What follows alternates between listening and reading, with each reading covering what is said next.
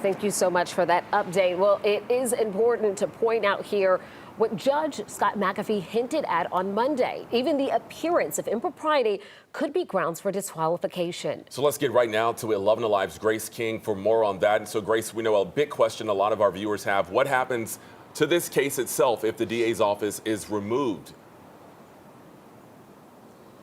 This case is going to move forward with or without District Attorney D.A Willis and Special Prosecutor Nathan Wade because it's a grand jury that indicted former President Donald Trump and his alleged co-conspirators. But a disqualification ruling could dramatically slow this case down.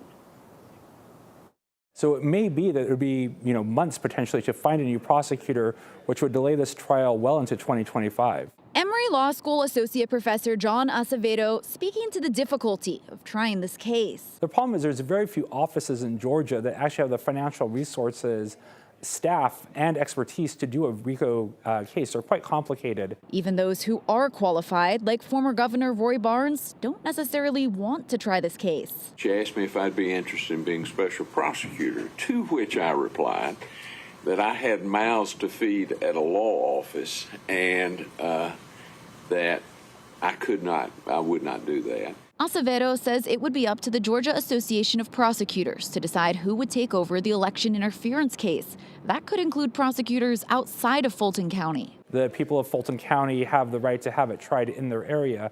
However, for the logistical problems and the costs, depending on who the new prosecutor is, it may be moved, and the defendants may want it moved depending on the new location.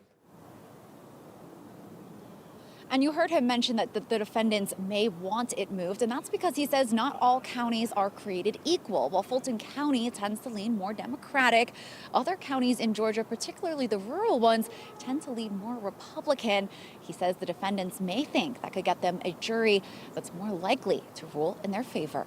All right, Grace King.